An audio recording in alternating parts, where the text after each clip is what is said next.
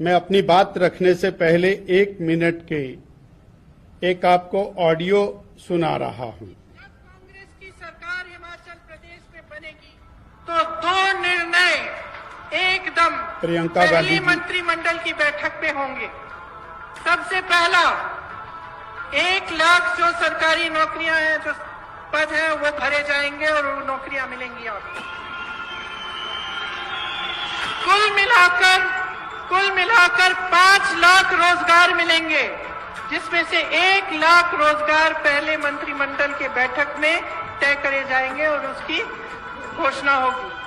दूसरा है कि 1 लाख रोजगार देंगे।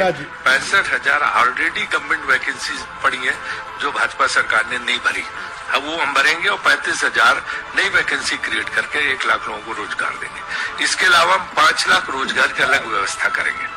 18 साल की उम्र होने के बाद हमारे मुख्यमंत्री 60 साल तक प्रत्येक महिला को, चाहे एक परिवार में 18 साल से ऊपर चाहे 2 बेटियां भी क्यों ना हो, कटते कट 1,500 रुपया प्रति माह मिलेगा, यानी कि साल का 18,000 रुपया मिलेगा। महिलाओं के घर में दिसंबर से 1,500 रुपए आने शुरू हो जाएंगे। 18 से 60 साल की हर लेडी को जो है ये पैसा उनके घर पे आएगा।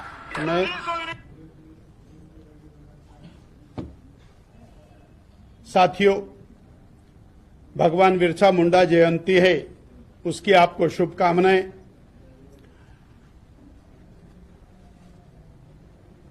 गुरु पर्व है, उसकी बधाई।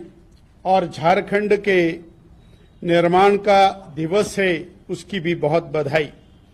मेरा झारखंड की माटी से बहुत पुराना नाता है। जब ये बिहार हुआ करता था 1978 में, मैं कल्याणाश्रम में चिकित्सक के नाते हो जनजाति में काम करता रहा और कई वर्षों तक हो जनजाति के सरंडा फॉरेस्ट में चिकित्सा कार्य करता रहा। उस नाते मेरा संबंध है। मैं झारखंड की इस धारा को प्रणाम करता हूं। साथियों, ये मैंने आपके सामने एक ऑडियो छोटी सी क्लिपिंग रखी है। उसके रखने का उद्देश्य स्पष्ट है कि जो कांग्रेस ने कहा वो नहीं किया। मैंने प्रियंका जी की स्टेटमेंट आपको सुनाई। 2022 के चुनाव से पहले हिमाचल प्रदेश की सत्ता को हथियाने के और खुलेआम पूरे हिमाचल प्रदेश की दीवारें भर दी गई। 1 लाख सरकारी नौकरी पहली कैबिनेट में दी जाएगी, ये प्रियंका जी कह रही हैं। और इसके अलावा 4 लाख, कुल मिलाकर 5 लाख नौकरियां दी जाएंगी। आज मैं हिमाचल की ओर से, पहाड़ की ओर से, हिमालय की ओर से कहने के लिए आया हूं कि पिछले 2 साल में वर्तमान कांग्रेस की सरकार ने एक भी सरकारी नौकरी नहीं दी है, जो पहली कैबिनेट में 1 लाख नौकरियां देने वाले थे। इसके विपरीत नौकरी देने वाला संस्थान वो ही बंद कर दिया। Himachal Pradesh service selection commission को बंद कर दिया और 10,000 आउटसोर्स कर्मियों को नौकरी से बर्खास्त कर दिया। ये और कथनी और करनी के अंदर अंतर है। इसी और क्लिपिंग के अंदर प्रियंका जी कह रही हैं, हमारे मुख्यमंत्री कह रहे हैं, हिमाचल प्रदेश की 18 साल से ऊपर की हर मां बहन बेटी को 1,500 रुपया महीना मिलेगा। यानी 28 लाख बहनों को 1,500 रुपया महीना मिलेगा।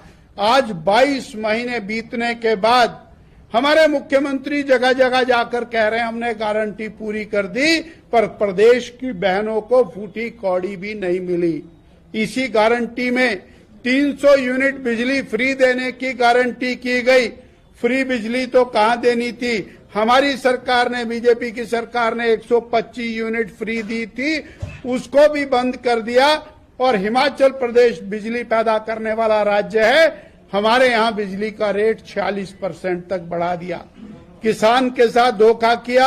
इसी गारंटी में किसान को कहा कि 100 रुपए लीटर दूध बिकेगा, 40 रुपए लीटर में दूध, और रुलता फिरता है, कोई पूछने वाला नहीं है। और बघेल साहब आपके पड़ोस से आए और उन्होंने वहां पर गारंटी दी ₹2 किलो गोबर खरीदेंगे, ना दूध खरीदा, ना गोबर खरीदा, ना रोजगार दिया। और इस प्रकार एक कैमोफ्लेज करके सत्ता हथियाली।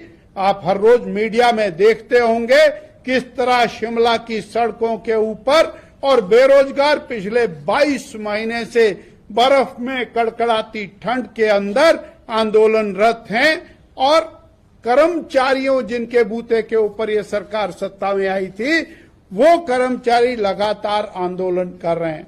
और हिमाचल की जबरदस्त बात आपके सामने आई होगी, जहां ये गारंटियां दी थी, ये सरकार टैक्स वाली सरकार बनी है। इन्होंने डीजल पर वैट लगाया, दालों पर, खाद्य तेल पर वैट लगाया। हिमाचल में सीमेंट बनता है, हिमाचल में सीमेंट सबसे ज्यादा महंगा है। ये सारी बात के साथ हिमाचल की कांग्रेस सरकार ने, जेएमएम कांग्रेस यहां पर इकट्ठी है, कांग्रेस सरकार ने हर घर में टॉयलेट पर टैक्स लगाने का काम किया, ₹50 प्रति टॉयलेट। इससे बड़ी हैरानी की बात नहीं हो सकती। और आपके ध्यान में आया होगा समोसा कांड, माननीय मुख्यमंत्री जी को समोसे सर्व करने थे, वो उनकी सिक्योरिटी को पहुंच गए, उसके ऊपर सीआईडी की जांच हुई, लिखित रिपोर्ट उसके ऊपर सबमिट हुई, दोषियों के खिलाफ कार्रवाई की संतुति हुई और ये कहा गया कि ये सरकार विरोधी कदम है। मैं संक्षेप में कहना चाहता हूं कि कांग्रेस की करनी और कथनी में पूरी तरह अंतर है। हिमाचल प्रदेश में और सरकार इस समय क्रैश होने की स्थिति में है। 27,000 करोड़ का कर्ज 22 महीने में लिया है सरकार ने और तनख्वाह देने के लाले पड़े हैं। मुझे ये कहना है कि भारतीय जनता पार्टी की सरकार, एनडीए की सरकार, मोदी जी के नेतृत्व की सरकार, वही झारखंड के कल्याण के लिए आगे बढ़ सकती है। जो डेमोग्राफिक चेंज की बात हुई शिमला में और 22 महीने की सरकार में, हिमाचल के इतिहास में कभी ऐसा नहीं हुआ कि हजारों हजार लोग सड़कों पर उतरे हो, 5-5 मंजिला मस्जिदों का निर्माण हुआ हो, अनाधिकृत रूप से निर्माण हुआ हो और उसको लेकर के इश्यूज खड़े हुए हों। ये डेमोग्राफिक चेंज जहां जहां कांग्रेस की सरकार आती है वहां उनको आशीर्वाद मिलता है। मुझे और आपके माध्यम से जहां झारखंड की जनता को आज की और महत्वपूर्ण पूर्णिमा पर और भगवान बिरसा मुंडा की जयंती पर और बहुत बहुत बधाई देनी है, झारखंड निर्माण दिवस की बधाई देनी है। वहीं झारखंड के भाई बहनों से आग्रह करना है कि एनडीए, माननीय मोदी जी और भाजपा के साथ चलकर अपने प्रांत को आगे बढ़ाने का काम करें।